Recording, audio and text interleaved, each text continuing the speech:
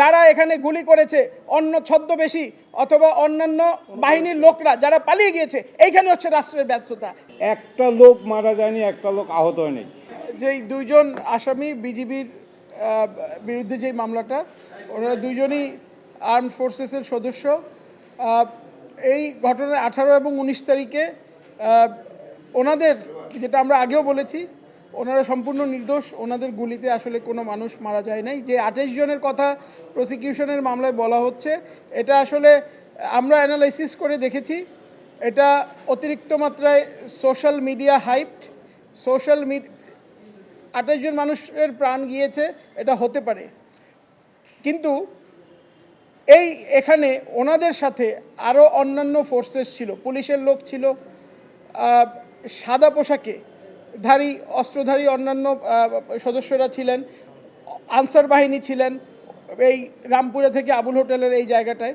So অন্যান্য এরা কিন্তু এই ঘটনার পরে ওনারা পালিয়ে গিয়েছেন। আমাদের এই দুইজন আসামি ওনারা চাইলে পালিয়ে যেতে পারতেন।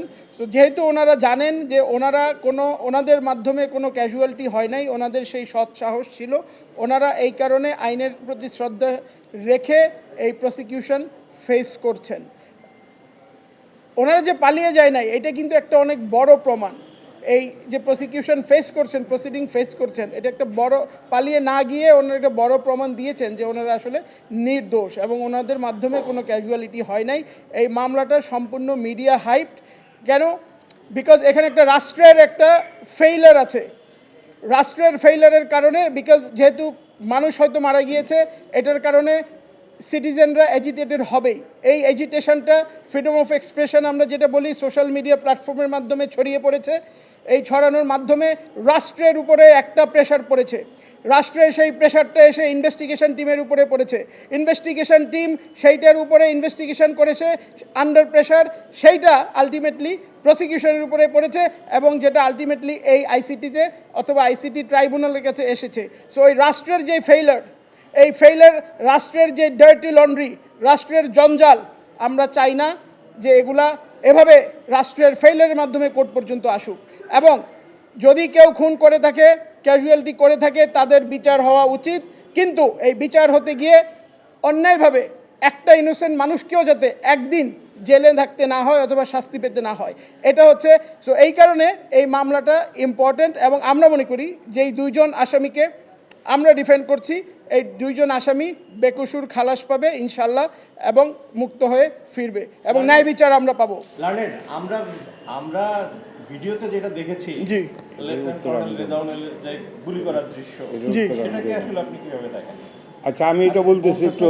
এরা কেউ কোনো হত্যা করে নাই, কিন্তু সেখানে তো দেখা গেছে যে উনি নিশানা তাক করে গুলি করেন। উনি লেফটেন্যান্ট কর্নেল রেদওয়ান খুবই ট্রেন্ড চৌকস বাংলাদেশ আর্মির একজন অফিসার এবং ওনার যা যা ট্রেনিং আছে, আপনারা ওনার ক্যারিয়ার হিস্ট্রি একটু দয়া করে দেখবেন।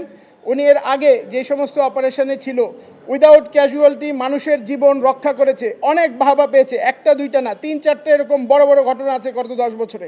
ওনাকে যেভাবে লেভেল দেওয়া হয়েছে কমপ্লিটলি আনফেয়ার।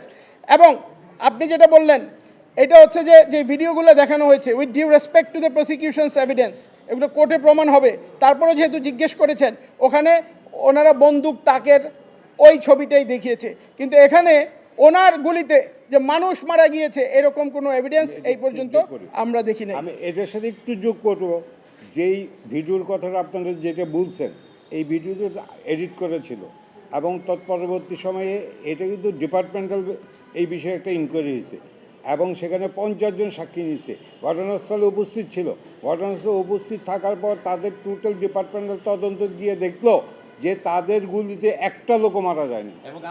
এবং একটু শেষ করি, এবং হ্যাঁ, আন্তর্জাতিক ওইটা ভিন্ন জিনিস। আমি বলছি যে তদন্ত হয়েছে, তদন্ত হওয়ার পর একটা লোক মারা যায়নি, একটা লোক আহত হয়নি।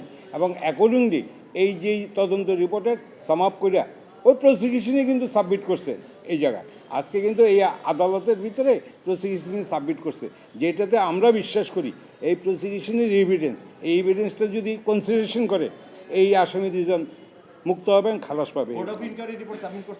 হ্যাঁ, তো একটা কথা আমি শেষ করি, সেটা হচ্ছে যে কোর্ট অফ ইনকোয়ারির কথা তো স্যার বললেন, এর পাশাপাশি এই যে অত্যধিক হাইপড, যেখানে একটা প্রসিডিংস চলতেছে সোশ্যাল মিডিয়া, সো এখানে রাষ্ট্রের ফেইলিয়ারটা সোশ্যাল মিডিয়া হাইপের মাধ্যমে এসে there are innocent people who are getting prosecuted. এইটা হচ্ছে একটা বড় আমাদের সোসাইটির অথবা বিচার ব্যবস্থার মধ্যে একটা প্রবলেম ক্রিয়েট হচ্ছে এই ধরনের আননেসেসারি সোশ্যাল মিডিয়া হাইপের জন্য। জনগণ তাদের এজিটেশন সোশ্যাল মিডিয়ার মাধ্যমে প্রকাশ করবে, কিন্তু রাষ্ট্র এখানে কমপ্লিটলি ফেল করেছে। যারা এখানে গুলি করেছে অন্য ছদ্মবেশী অথবা অন্যান্য বাহিনীর লোকরা যারা পালিয়ে গিয়েছে, এইখানে হচ্ছে রাষ্ট্রের ব্যর্থতা। এই জায়গাটা আমরা হাইলাইট করতে চাচ্ছি। এই ব্যর্থতার কারণে there are innocent people who are brought to this under pressure. 100%। না, ইনভেস্টিগেশন প্রপার হয় নাই আমি এটা বলবো না। আমি যেটা বলতে চাচ্ছি, যেহেতু রাষ্ট্রের উপরে প্রেশার আছে বিভিন্ন কারণে, সেখান থেকে ইনভেস্টিগেশন টিমের উপরে প্রেশার আসছে। এখন ওদের কাছে যেগুলো আছে অ্যাভেলেবল, যারা পালিয়ে যায় নাই, হয়তো তাদেরকে হাজির করাতে হবে। এখন ইনভেস্টিগেশন টিম কি করেছে, ভালো করেছে না ঠিক করেছে, এটা তো আদালতের মাধ্যমে প্রমাণ হবে। কিন্তু এই যে রাষ্ট্রের ফেইলিয়ারের কারণে ইনোসেন্ট মানুষকে জেলে থাকতে হচ্ছে, অথবা তাদের প্রসিকিউশন হয়েও যেতে পারে, আবার তারা খালাসও পেতে পারে। সো এই যে ইনজাস্টিস, কারণ এখানে যেই জিতুক এই মামলাটায়, যেই জিতুক, কোর্টের আদেশ, মাননীয় আদালতের আদেশ যেটাই আসুক, এরা খালাস পাক অথবা এদের সাজা হোক, যেটাই হোক, in this particular case, there will not be any winner. Nobody will be winner in this case because Rashtra has failed. Everybody will be loser, including us and the Rashtra. এখন রাষ্ট্রযন্ত্র যদি ঠিকমতো কাজ না করে, যারা ওখানে ছিল, যারা মেরেছে, আমাদের অ্যানালাইসিসে আসছে তারা কিভাবে পালিয়ে গেল, ওখানেই রাষ্ট্রের ফেলিওর। এটাই আমি বলতে চাচ্ছি। হ্যাঁ, জি,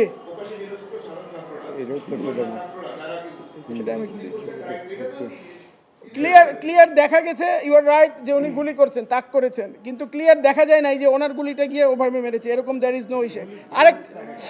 আরেকটা হচ্ছে, বিকজ এখানের আমি এখন এই এভিডেন্স নিয়ে আর বলবো না, বাট দেখা যায় নাই এটা আমরা বলছি, দ্যার ইজ নাথিং যে ওনার গুলিতে মারা গেছে।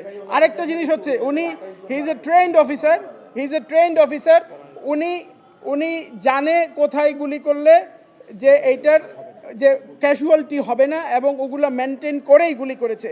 এখানে মানুষ যেগুলো মারা গেছে, এরা এলোপ্যাথারি গুলিতে মারা গেছে। একজন ট্রেন্ড আর্মি অফিসার কোনোদিনও এলোপ্যাথারি গুলি করে না, ওনারা ওগুলা মেনেই ওই জিনিসগুলো মাথায় রেখেই করে। এবং একবার কিন্তু ওনাদের বিচার হয়েছে। সো যেহেতু একবার বিচার হয়েছে, ওনারা নির্দোষ সাব্যস্ত হয়েছেন, এবং ওখানে ফাইন্ডিংস আসছে যে ওনাদের গুলিতে ক্যাজুয়ালিটি হয় নাই। তো আমরা মনে করি, যেটা আমরা ডিসচার্জ অ্যাপ্লিকেশনে বলেছিলাম, যে এটা একটা কেস অফ ডাবল জেপার্ডি। সো সেইটাও আমরা আদালতের মাথায় এনেছি, এবং আদালতের বিজ্ঞ ওয়াইজ জাজমেন্টের উপরে ছেড়ে দিয়েছি। এইটা হয়তো এই মামলা শেষ হওয়ার মাধ্যমে, না, উনি কমান্ডিং পজিশনে ছিলেন না, ম্যাজিস্ট্রেটের অর্ডার ছিল, বিকজ বিজিবি একা কোনো অপারেশন করতে পারে না উইদাউট এক্সিকিউটিভ ম্যাজিস্ট্রেটের অর্ডার ছাড়া। সো দ্য অর্ডারগুলো এখানে প্রডিউস করা হয়েছে।